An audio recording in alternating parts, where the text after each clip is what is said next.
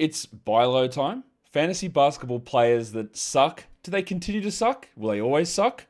Do you suck? Does Michael Bolton suck? No. Thanks, Josh. It's Michael Bolton here, and it's time for another episode of the Locked On Fantasy Basketball Podcast. Let's get to it. Let's get to it, indeed. You are Locked On Fantasy, your daily NBA fantasy podcast. Part of the Locked On Podcast Network, your team every day. Hello and welcome to the Locked On Fantasy Basketball Podcast, brought to you by Basketball Monster. My name is Josh Lloyd, and you and me, baby, ain't nothing but mammals. So go ahead and click subscribe to this channel. I'm also the lead fantasy analyst at basketballmonster.com, and today's episode is brought to you by Game Time. Download the Game Time app, create an account, and use the code LOCKEDONNBA for $20 off your first purchase. Thank you also for making Locked On Fantasy Basketball your first listen every day. We are free. We are available on all platforms. W to us. All right, so it's that time. I wait until we're 2 weeks into a season to start to look at buy lows and sell highs, but I do want to make something very clear about what we're going to be talking about here. First of all, we're talking about buy lows, right? I don't want this channel to be something where I am holding your hand. It doesn't work. It doesn't work because I can barely manage the 10 teams that I have, let alone thousands of everyone else's teams, to know the nuances of every player, how it shapes out, how your team is structured and how your opponents look, the nuances of your league. I don't know that. I can't do that, right? That's impossible for me to do. So I don't like to do things on this show where it's like, do this, don't do that, must do this, you do this specific thing right now. Right? It's a very hard thing to do that leads to a lot of problems in terms of just the success of your team in general. What I like to do is try and provide theories, information, maybe calming people down at some points as well, maybe hyping them up at some points, whatever it is, to try and just improve our experience, our fun, our enjoyment, and our knowledge and understanding of playing fantasy basketball. Right, that's what I like to do. We get into these shows where we're talking buy lows, and everyone loves a trade. Me, I'm not a big fantasy trade guy. I don't really think it like doing it. I do think there are so many situations that people do it just because, I just wanted to do a trade. Itchy finger, need to do a trade. And it is bad. It's not good for you. It makes your teams worse so often, right? So other people will be like, do I trade Anthony Edwards for Giannis? You obviously made specific choices around who you picked. Like, why would you make this decision? And Edwards is a bad example because he's currently injured, but sometimes you just need to, the best reaction, always my suggestion on a trade is, and people will misinterpret this, but let's be very clear. If someone sends you a trade offer, your first internalized response is, no, I'm not doing the trade. Then you look at it, work to see whether you convince yourself whether it makes sense. I'm not saying that you just respond back and say no. And half of trading is about negotiation and knowing the other person you're with and going all back and forth. And I can't talk you through that. I can't give you the script of what to say to do that sort of stuff because sometimes it doesn't work. And so where I'm going with this is talking buy lows. I'm going to tell you 5 or 6 names here of players who just aren't playing very well. But also, I tweeted this out yesterday, and every response that people gave, basically it's a lot of the same players. So if everybody thinks that they're a buy low, how do you execute a buy low? So this is a buy low in name, but it's more of a buy low, but also if you've got this player, it's going to get better. And how do we improve it? There will be other people in your league that are impetuous, that will want to make moves immediately, that will want to do the sell low, the worst thing you can do. And that is where you can take advantage. But that's not going to happen for everybody. So I'm not going to come out and say, send this guy to acquire this player. Pointless decision. Pointless discussion. Because you won't have that player, most of you. Some of you will. And it's all about how you do the negotiations. And also what your team looks like. So I want you to think of it as these players are underperforming. Why? How and can it... Jesus, that's not English. How can it correct? Will it correct? And then what is there any adjustment to our rest of season expectations? That's how I want to look at this. And I hope that's how you want to do it. Shut up and just tell us who to trade. Sure. let's talk about the first guy that I want to talk about in the buy lows, or the underperformers, so to speak. A very common name. His name is Amen Thompson.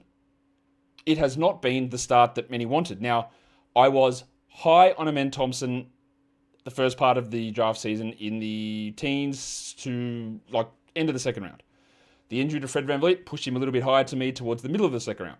And then, as happens often, he started to go higher. Some people were discussing him at the turn. Some people were discussing him in the first round. And that is not the idea that I think we should have had. But it has been disappointing for Amen without any real debate about this. It has not been a good start. If you are watching this on YouTube, you can see that the graphics and the little lower third down the bottom that's got a few things on there.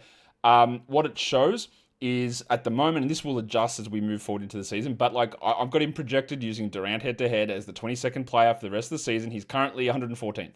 It's a big difference. In points leagues, I've got him projected around 42 points. He's averaging 31. It's a big difference. Down the bottom are his current season stats. He's averaging 15, 6, and about 6 assists. He's shooting 9%. That's a single digit, 9% from 3. He's at 0.8 steals and 0.2 blocks. So the questions are going to be, there's a number of things that people will ask. He's not blocking shots because they're going double big. But they're not. They're not anymore. Josh Okogie is starting.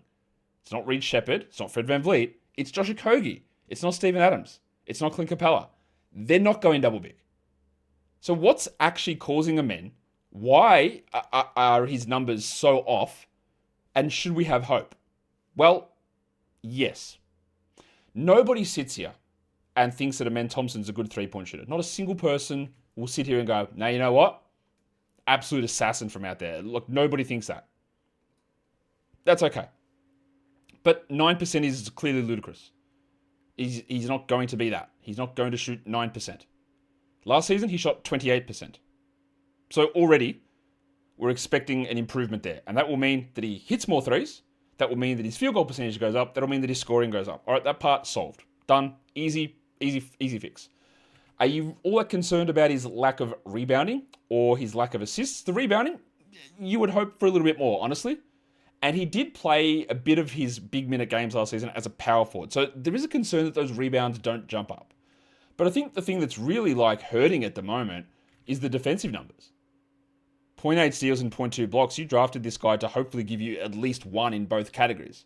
And I'm here to tell you that there's nothing that really stands out as to why it's so bad. His deflection numbers, the same. The same numbers. That already should make you go, oh, okay, that's good.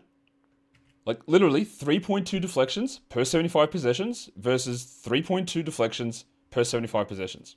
So he's getting them, right? But his steals per 75 is 1.8 to 0.9. That will correct to a degree. And that's got nothing to do with playing double big, playing point guard, playing versus power forward, whatever. It's got nothing to do with it. What about his shot contests? How do we view those? Is he just, because he's playing more point guard and there were double bigs at times, is he just not contesting shots? No. He's actually, honestly, he's contesting more shots. More shots. Up from 16 shot attempts, where he's the closest defender, to 17. His contests at the rim, 5.7 to 6.1. He's doing more of it. He's contesting more shots at the rim. He's in the action at the rim more. It's more. But his blocks are invisible. They're not there. So all of that stuff, I'm not saying it's going to go back and it's going to be the exact same number as last season, but it's comically low, his steal rate and block rate. And the underlying stuff behind it should jump back up. I feel pretty okay about that. The other thing is his field goal percentage is obviously not very good. It's at 47%. And one of the strengths of him, despite being a bad shooter, which he is that he was a high field goal percentage player. Why is that down? Obviously, we talked about the 3 pointers being so low. But what is interesting is that his attempts at the rim, they're actually up this season as well. So it's not that his field goals haven't dropped that much because he's settling for 3-point shots or he's not attacking the paint as much. He's getting to the rim more. He's attempting more free throws. His mid-range stuff is basically the same. He's not settling for those shots more. He is taking one more three per game. That is true. Or per 75 possessions, which is about per game. He is taking one more. But it's not that his rim attempts are different. His rim percentage is the same. His mid-range shooting is down, and maybe that doesn't come back up. But realistically, it's just the threes just can jump up 20 percentage points, and the steals and blocks should be able to turn around. So, if you want like an idea on buy lows, I'm not going to say like a bunch of names to trade, but if you believe that he can get back and be a top 25 player from here on out, send a top 50 guy. Send a top 60 guy, but it's all about discussions with that other person. Sending a top 30 player for Amen Thompson is not the move. It's not the move. Because it's possible that for a whole season, these things don't revert. That is possible. Right? You don't want to do that. You want to sort of split the middle. Where is he? 114th. Where do you think he could be? I think top 25. You might think top 40. So split the difference. Top 60, top 70, 2 top 80 guys. It's all about how you want to negotiate that with the other person in your league. But don't go to a buy low is not, Amen's going to be back to top 25, I'll send a top 25 player. Pointless. There's no way of you winning that deal. In fact, the only thing you can really do is break even or lose. So the general rule of thumb is like just try and split the difference. Top 75 guys, see what happens. 2 top 90 guys, see what happens. And go from there. Like he's averaging 31 fantasy points. You think you can get to 42? Send a 35. Send a 36 point guy. Send, and the other, well, if you're going to talk like 2-for-1s as well, the average value of a waiver wire streaming spot's about 30-ish fantasy points too. So just bake that in as part of your discussions as well. And I think that will give you like an idea of calm down a little bit on Amen Thompson. We can see that some of the underlying stuff is fine. His role defensively is not that different from those underlying numbers. And there's just a ridiculous fall off in 3-point shooting. Which, he's bad, but there's being the worst player of all time to just being bad. And that's a wide range. It's the reverse of the Dyson Daniels. If he doesn't average 3 steals and he averages 2.4, it's still unbelievably good, but it's not 3. Shooting 9% and shooting 25%, they're both dreadful, but there's a gigantic gap between the two of them, and it has influences across other areas. So I hope that all makes sense on Amen, and I use this first segment here to really just go into a lot of the ideas, the details, the processes of how we're going to approach these shows. We've got 5 more names to talk about. Today's episode, it is brought to you by Game Time. Basketball season is officially here, and nothing will beat being in the arena, watching your favorite team to win these games. Hopefully win the games, or maybe it's your favorite fantasy player. Maybe it's someone on your team that you're doing some advanced scouting on because your double onyx requires it. Game Time helps remove the hassles. Surprise fees, long queues, price surging. Game Time is the hack that gives the fans the advantage, scoring amazing NBA tickets fast, easy, and stress-free. Plus, you got the views from your seat in there. It's so fast to be able to grab tickets off Game Time. I used Game Time when I was over in the States in July to get tickets, and it was amazing and fast and easy and simple. So take that guesswork out of buying NBA tickets with Game Time. Download the Game Time app, create an account, and use the code LOCKEDONNBA for $20 off your first purchase. Terms apply. The code is LOCKEDONNBA for $20 off. Swipe, tap, ticket, go. We're going to talk about a couple of Boston Celtics players now. Let's talk about Maximum Derrick White, who we all thought would be up for a big increase in usage this season. We did a study in the offseason showing the players that aren't elite top 20 stars, when their usage goes up, their efficiency drops, usually significantly. And we are getting absolutely turkey slapped with that information about Derrick White right at the moment. It is happening in a huge way. White was picked probably in round 3, maybe in round 2 in certain spots. Now, I was not necessarily for that because I was very worried about this team being bad. And then the fact that he's like 31 or 32 and age creeping up on them, and just games sitting towards the end of the year, I was a little concerned about that. I wasn't as concerned about some of the efficiency drops, even though we have shown that is going to be a thing for these sort of players. But if you have Derrick White, it is just way worse than you anticipated. He's the 69th giggity ranked player this season in head-to-head category leagues. I think he could still get per game into the top 25. Points leagues, I think he can get close to 40. He's at 32. So that's not good. Obviously, he's averaging 15 points with 4 assists. He, unlike Amen, is still doing the defensive things. In fact, his steal numbers had disappeared the last couple of years. They're back up now to 1.4 steals with 1.1 blocks. But he's hitting 31% from the field. He's at 25% from 3. Like, these are just, they're obvious. And sometimes we get emotional and we just go, this guy sucks, he stinks, get him off my team, he can't handle this, blah, blah, blah. But all of this stuff, all of these like shooting numbers, it just isn't going to hold like this. I like to present like sort of both sides of the arguments here. Like, to be fair to the struggles with Derrick, he is taking more mid-range shots. He's up from 2.4 mid-ranges up to 6 this season. That will hurt your field goal percentage. They are the least efficient shots and they don't count for more points. So that hurts. And that goes along with the increased usage. Last season, 0.6 mid-ranges, long mid-ranges. This season, 2.2. All right, so he's having to take more mid-ranges. That is going to hurt his overall shooting numbers. But, what is going on with his rim finishing? Last season, again, 72%. Now, some of that is assisted stuff, not as much self-created. You don't expect it to hold. He is in the 8th percentile at the rim, 46% at the rim. That's a horrific number. That is dreadful. I'm throwing in he's also hitting 25% from 3. Do you expect him to be a 39% guy? I don't actually. Mid-30s? Sure. There is so much room to grow there. So much room to improve on numbers that just aren't going to be that bad. He's not going to be 25 from 3. He's not going to be 46% at the rim. They're going to jump up significantly. And of course, percentages. They influence so much stuff. So his points can easily jump to 20. His threes can go to 3 a game. And then we're laughing. The other thing I would look at also is that he is on ball more this season, but not that much. Up from 29 to 33% on ball. But what has changed is that the potential assists for Derrick White are through the roof. He was at 11.5 last season, 16 this season. But it hasn't really translated through to good assist numbers. So while I don't think many people are complaining that he's only averaging 4 assists, maybe you are. But I don't think many are. But that can actually still go higher as well. He's on the ball more, but the teammates just aren't hitting shots.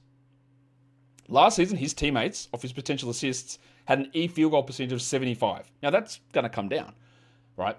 But this season, it's almost the worst in the entire league. 48% effective field goal off his potential assists. So no one is hitting anything.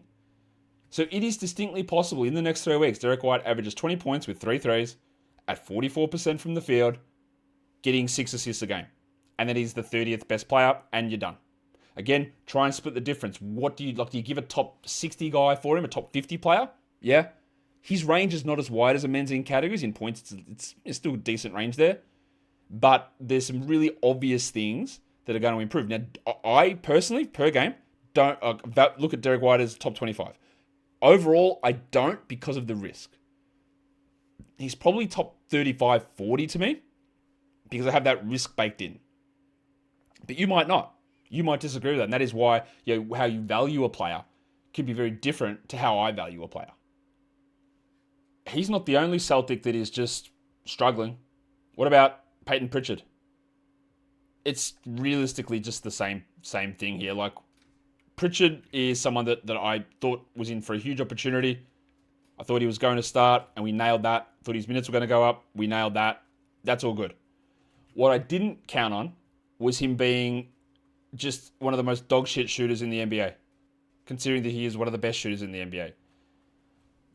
His fantasy points production is not that different. I've got him as about a 33 guy. He's at 30. It's not that different. I've got him at about 60th overall for the season in category leagues. He's currently 126th. That's bad. It's a big gap. He's averaging 14.5 points, 4 rebounds, 5.6 assists. That's a bit of an eye-opening number. 1.3 steals. 41 from the field. Yuck. 79 from the line. Bro, what? And 18 from 3. Come on. I don't know if you've seen this stat before, the R true shooting, which is what's a regularized true shooting? Let me double check the R. Now, I wish I knew the name. Relative, not regularized, relative. It's like relative to the rest of the league.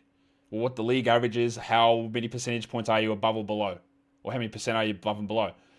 Last season, he was a plus 5.7% relative true shooting. This season, -9. So that is a 14.7% relative true shooting percentage swing. That is an insane change. And obviously, responsibilities have changed in Boston because of injuries and players getting traded. So you do expect an efficiency drop. But not like this. Like, this is a ridiculous drop-off. He is taking fewer threes. And not that that's a gigantic concern, but he's down from 10.5 three-point attempts per 75 to 8.1. And more of the shots are coming in the mid-range. Really interesting change from the two players we're talking about, White and Pritchard, that their shot diet is different now. But it's realistically, like he hit 41% of his threes, and now it's at 18. If that changes, then we're off. We're off and running. It's very easy. 1.3 threes becomes 3.3 threes. 14 points becomes 20 points. And then the top 50 is within your view. People might just never believe that Pritchard will be that good because he's never done it. So a top 100 player is really all you need to do, I think, to be able to get that in. And also, like, why can't he hit free throws anymore? He used to be absolutely elite at hitting free throws. Like, what possibly could have changed here to make him just not able to hit him? Nothing. He'll be fine. It's just a bad start. And there's a couple of Celtics for you. We've got a couple more players that we're going to get into today's episode. It is also brought to you by FanDuel. The NBA is back, and there's no better place to get in on the action than with FanDuel, the official sports betting partner of the NBA.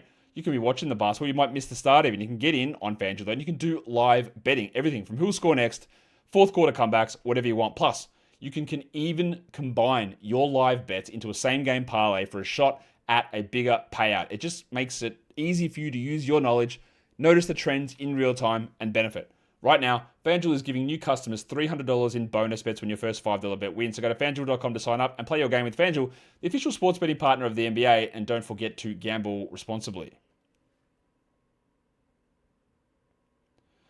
All right, if you don't know, we're doing 9-9. We're doing buy lows is what we're actually doing. Players that are underperforming. Whether you make the trades for them or not is up to you, and how you value them and what your negotiation skills are like. Let's go to another commonly referenced player. He changed teams, and this is also a pretty common thing when players change teams. Their production nearly always suffers early in the season, especially. And their first season overall on a new team, because there is a bad start, is usually not as good, and it then improves. Myles Turner is struggling. Really struggling. I think that he could still be a top 70 player rest of season. You would have seen that in some mock drafts, I'd go for him at the end of the round 3 because, again, rankings are relatively fluid. Because it depends in a category, like, what am I doing? What do I need to grab here? What has happened before me? Did some crazy players go way earlier than needed and I really need to get those blocks now so I can focus on something different? That's what would happen. But top 70 is still, and top 60 is still really realistic for Turner. But he's not even a top 100 guy so far. His fantasy points, I think 34 is realistic. He's at under 27. He's averaging under 10 points per game. So automatically you go, we know that's not going to stay like that. He's hitting 39% from the field. Is he a 60% center? No. But is it 50 from the line? The thing is, his three-pointers are fine. His blocks are fine. His rebounds are fine. And that's playing alongside Giannis. He's not a high rebounder. You know this. So what's actually different here? It's just the shooting. He's not taking free throws. He can't hit twos. His true shooting is under 50%. And he, for some reason, can't hit free throws. Like, all of that stuff is, I assume, going to normalize like pretty comfortably. It shouldn't be this big of a drop. Like, why can he not hit two-pointers? Why can he now not hit free throws? To me, it's just one of these things. New team, immediate bad start, right off, washed. People have said that to me. I think he might be washed. I honestly don't think that at all. I guess there's always a possibility when you turn 30 as a center that something is off, but like, why are you hitting 50% from the line now? You should be 77, 78. Why are you at, 45% on twos? That's a ridiculous number. It's Keontae George. Why is it so low? Literally just change those two things to normal and you're normal Myles Turner. You're back in the top 70. Life is good. That's it. The usage, yeah, look, there is, his shot attempts are down. And maybe that doesn't change. He's down from 20 true shooting shot attempts per game down to 16.5. Maybe that doesn't get back. Maybe the usage playing alongside Giannis, although he was playing alongside Siakam and Halliburton, and Gary Trent, Kyle Kuzma, it's not like there are huge usage players around him necessarily, like Bobby Portis, but they're not playing that much. So I think that some of that is confidence. I'm not saying it's going to get back to the 20.6 shots per 75, but split the difference, 18 up from 16, bump your percentages, and you're rolling. I don't think you have to give up much to get Myles Turner at the moment, honestly, in some spots. But again, everybody who has Myles Turner understands that he's not going to be this bad. What you want to hope is that A, you're not the panicking manager, you're not the overreacting manager, but the person who has Myles Turner is. And then it's about discussions. It's about also looking at like, hey, do you even need Myles Turner? All he's giving you is blocks. You're losing it every week anyway. I've got excess of this. Switcheroo. Find those things that make sense. Because then it's not even about whether he's shooting well or not, which is obviously going to improve. It's about taking advantage or not even taking advantage, trying to execute win-wins, which are way better than lose-losers. The next guy. Bust of the year, Cooper Flagg. What a dreadful number 1 overall pick. Wrong. But it has not been a good start. Very clearly. I think top 50 and top 40 is still on the cards for Cooper. I think 35 fantasy points is still distinctly a real thing. But he's 88th so far. He's at 28 fantasy points. He's averaging under 14 per game with 6.5 rebounds and 3 assists. All bad. He hasn't missed a free throw yet, interestingly. He's at 29% from 3 and 37% from the field. So you could just shut this show down now and go, well, he's better than that. It's not going to be that bad. That's it. Done. We know that. The other thing is, though, one of the appeals of Cooper from college, and one of the appeals for him in fantasy and in dynasty leagues, where I think he's going to be a top 5 player very soon. I think he's going to be top 20 as early as next season, honestly. That's my thought on him, is that he's an elite shot blocker, steals guy, assists, rebounds, threes, field goals, free throws, points, like literally every category. And you go, well, 0.8 steals and 0.5 blocks is really bad. It's not very good for a guy that's supposed to be good at that. So is it because he's playing a point guard? Has Jason Kidd ruined him? So I wanted to look into that. He's in the 100th percentile of shots contested at the rim. Meaning there's just no one that's better than him? Or he's up there with the very best of the best. So it's not that he's not getting opportunities to block shots, because he is. Even though he's playing at point guard. He is defending shots at the rim at a ridiculous level. Opponent field goals at the rim. They see a 12% drop in their field goal percentage when he defends them. He's doing an amazing job on an amazing volume. He just can't get his tip onto the ball. He just can't block him. That's simple as that. To put the other side, he's got a negative 15 net rating. Not good. That is not good. Like, his on-court play is not good. The team around him doesn't make sense. It's not good. All right? What I will throw out there is that what his deflection numbers are very low. That's a little bit of a concern on the steals. 13th percentile in deflections. He should be better than that. So we watch that, because maybe the blocks, I'm very confident in those. The steals, I'm just going to be cautious of that. The other thing that I'll look at is we talk about his assists. He's the point guard. Why is he averaging only 3 assists? Okay, here's why. His teammates, like his potential assists, are quite high. They've got quite high numbers for potential assists. His teammates just can't hit shots. Talked about that with Derrick White, but he's in the 13th or 19th percentile of the effective field goals of his teammates when he passes them the ball that would be an assist. So 5 assists probably is a realistic number there. He's at almost 10 potential assists per 100 possessions. Yet he's getting 3. because nobody is hitting shots. So they're just not going in. His on-ball percentage is not particularly high, 21%. Because he's point guard, but not running the show as much as you would hope. But it's realistically like hit threes. Yeah? We want the threes to go up. The field goals will go up. The blocks will go up. The assists will go up. I'm confident in all of those things. So if you are worried about Cooper, I think there's a decent amount of evidence here to suggest that this should improve. The thing at the moment that the data gives you a little worry on is the steals. Why is he not deflecting anything? That's somewhat of a concern to me. He's getting to the rim well. He can't finish at the rim, 48th% at the rim. His mid-range shooting is horrid as well. But as a literally 18-year-old, I'm pretty confident that he'll work out how to finish at the rim pretty quickly. And because he's getting there, right? He's getting there fine. It's not good. The start has not been good, but I am not worried. And part of the thing I talked about with drafting Cooper Flagg this season is you expect, I said top 100 for the first 2 months. We're outside that. Categories we're not. We're actually right where I thought. Top 100, top 90 for the first 2 months. Roll top 35 the rest of the way. We'll see how that tracks. The last thing that I want to do is someone that's just called the 9-cat loser.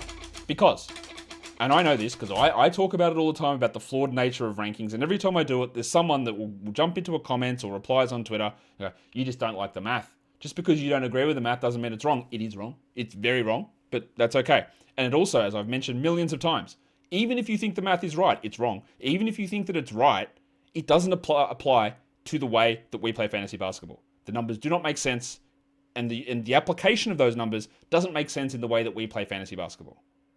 But people believe it. They strictly adhere to the numbers that they get shown on Yahoo of what the rank is of a player. And they'll believe that. They believe that that is how valuable a player is. Now, whether they use that to execute a trade or not, that's a different story. But we're doing the 9-cat loser here. Who's someone whose 9-cat ranking is just so far down the board, whose realistic contributions are nowhere near that? We're talking Pascal Siakam. Siakam is ranked, according to 9-cat rankings, as a non-rosterable player so far this season. The 161st ranked player for 9 category leagues. 161st. My Durant rankings have him 40th, which I think feels more realistic for a man averaging 25 points, 9 rebounds, 5 assists, 1.3 steals, hitting 2 threes a game. So why?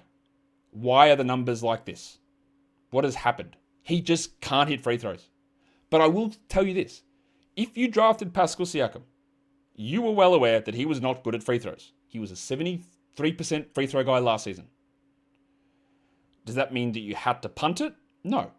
Does it mean that you're probably in punt territory now? Yeah, you probably are. But I don't believe that he's going to stay at 57%.